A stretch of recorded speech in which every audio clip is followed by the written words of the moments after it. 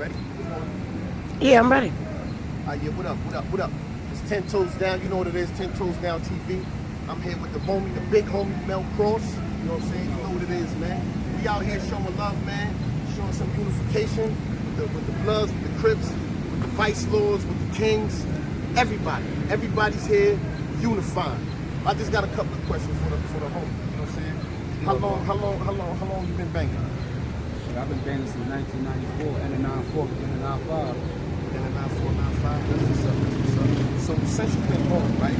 And after your whole experience of being in prison, since you've been home, what type of work have you been putting in? Well, outside of, construction and everything like that, as far as community-wise and everything, what I've been doing is, I got a food run coming up, by the way, and I forgot to mention that, and I'm gonna talk about that again. Okay. So I got a food run coming up on 183rd, probably more or less going to be in Valentine Park.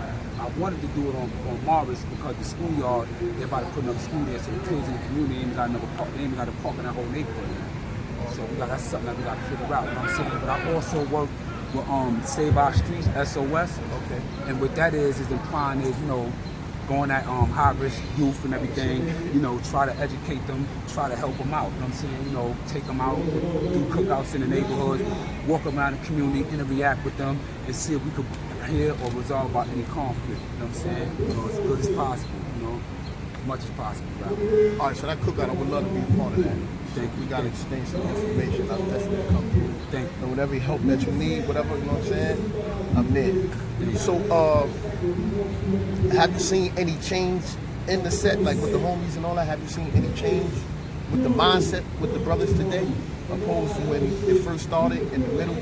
Yes, but I have to say that with everything in general, like, you know what I'm saying? Because, think about the magnitude of time I did, almost 3 decades, and to come home, everything is different. When I was out here the last, we had big beepers that you put little codes and give little signals and everything. Now we coming home to have the computers in the hand, you know what I'm saying? So everything is different, but the mind frame is different. I know exactly what you're talking about, though. The mind frame is definitely different because a lot of people don't have nothing to stand for no more. They don't care about, I know what I'm banging for. I know what I represent, and I'm manifesting it through action. A lot of people is just because.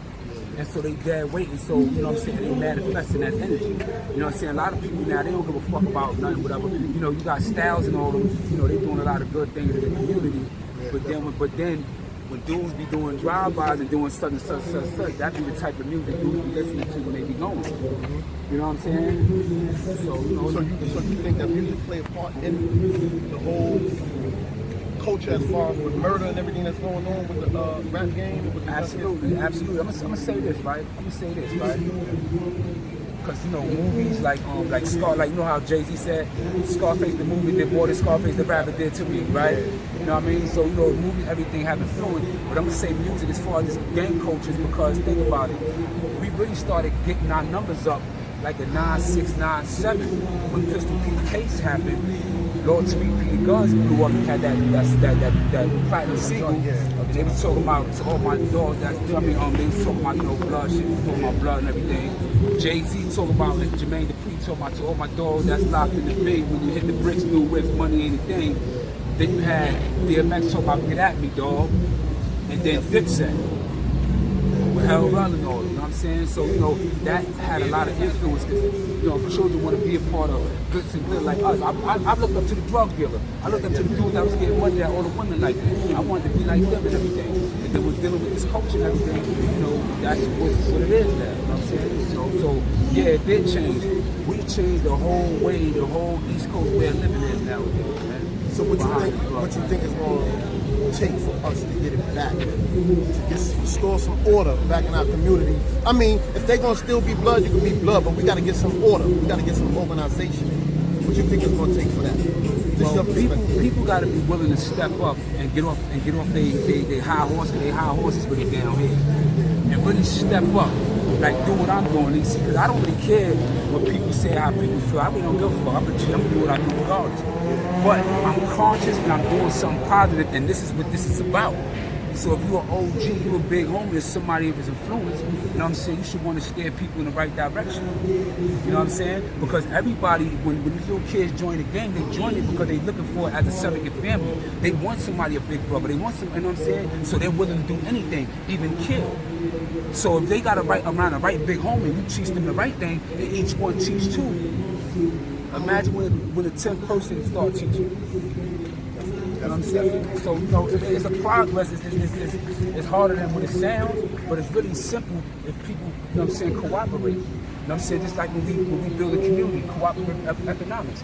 You got nice clothes, whatever, I like what you're doing, I support you. I might have a store, you might come and get your juices from. She might have a laundromat. So by that time, that dollar keep touching our businesses about 17 times before it even leave our community. And it's only leaving our community to bring back more resources to it.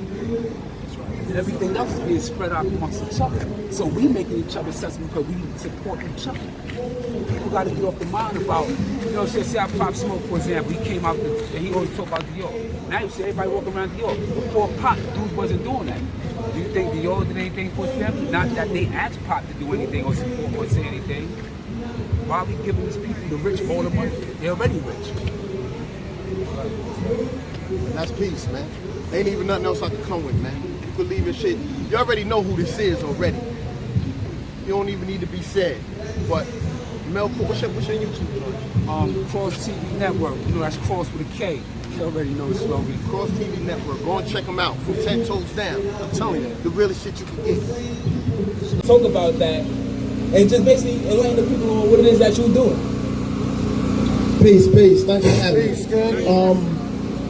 They call me Shaft, but my channel is 10 Toes Down TV. You can catch me on YouTube. I basically deal with what we're going to do right now. I'm about unification and bringing our people together. I'm going to give you a quick little rundown about me. I served 21 years in prison for taking a life. It took me years to understand what it is to love life. And it wasn't until I took a life I had to dig deep into myself and to understand life. I had one on a visit one day with my son when he was about 5 years old. And we went to take a picture. And you know, like when you take a picture, you're not paying attention to the person you're taking it with. And I'm just taking a regular picture. Now, at the time, I'm gangbanging. I'm a blood. So after the picture was developed, you know, we taking a Polaroid. I went at the table when it came to, my son was in the back with the Latin King sign out.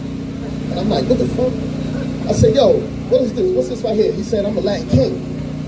I said, you a Latin King? How you a Latin King? He said, no, my uncle Latin King, my brother Latin King, you know, I'm a Latin King. I said, so what makes you a Latin King? He said, but you a blood, so I'm a Latin King. That moment right there really hit me real hard. So I had to go back to my cell and really like do some soul searching, like, yo, I'm in here for killing somebody.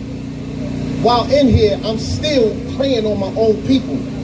So I had to make a change with my life. It wasn't in one day, you know, it was all the process. It took a couple years for me to really retire and stop banging.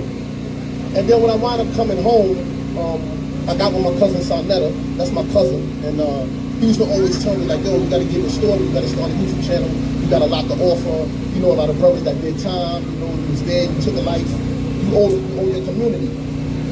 And I said, yeah, you know what, you're right. So my channel's been up for about 8 months now. And if you're gonna watch it, I got a little comedy in it at the same time.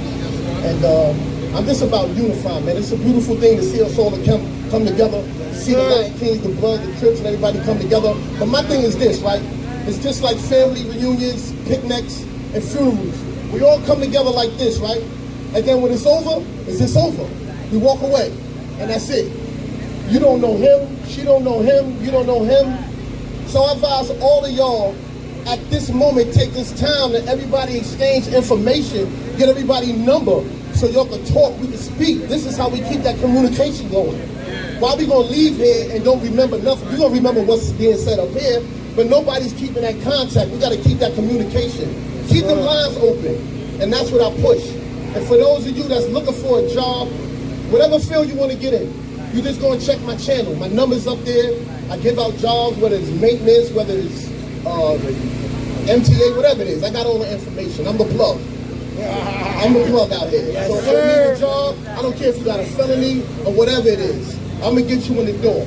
I'm gonna back you. And with that, peace, and I thank you, brothers. Peace, King. Give it up to Shab. Give it up to Shab. And that's a fact. Shout out Q Butter that just woke in. I want y'all to hear from Q Butter in a second, definitely. Yo, Q Butter, where you at? Where you at? That's Mr. Homeschool right there. That's Mr. Homeschool right there. That's my brother from Zayas Institute. But Haas, come up here, Haas. Come up here, Primo. Yes, sir. Come on, get up now. You know you gotta get up here. A big crown at that. Yes, sir. This is a GD right here. Anybody that knows the history between these two gangs right here, know that that shit is not to be fucking played with. Yes. But they're standing right here next to each other today. Yes, you know why? Because they recognize purpose. Yes, sir. Before I even go into my message of purpose, I'm let them to explain their purposes. Yo, peace and blessings. My name is King Craze Almighty Latin King Nation. I'm 46 years old. I've been involved in gangs since 1992, 93, I'd say. First of all, my family, I'm like first or second generation born in America. All my family's from the hills in Puerto Rico. Now, my family moved to Chicago and to New York. I have like a history of Latin Kings from the 60s up in date in Chicago, and then when it started in 1986 in New York up to date over here. So I was very heavy on doing what we so-called do, you know, to put in work and all of that stuff. But I became a Latin King because, as the brother said, where's the brother? Well, anyway, the brother said some race, you know, there's a lot of racial stuff going on in the 90s, man. Real ridiculous shit. And, you know, I'm not going to lie. I'm from Soundview, so you know I had to be official to be walking around with this. You know what I'm saying? I walk through Soundview projects. I'm from Bronxdale projects. I chilled in Monroe projects. I represent Watson and Stratford, Watson family. I have done so much retarded shit, it's ridiculous. A lot of times it was out of, you know, to protect myself, but a lot of times it was all stupidity. Oh, what you got on? Why you walking through here? Oh, you're not Boricua? Why you know, just stupid shit. Why you walking through this block? It's not my block. I don't even own it. I don't even live there no more. You know what I'm saying? You know, the whole purpose of what Latin King started was supposed to be to uplift your people, to uplift yourself, and that's what we call ourselves, the Sun Tribe, because we're the people under the sun. You know what I'm saying? And me as being a direct descendant, I have indigenous genes. I'm a straight Taino.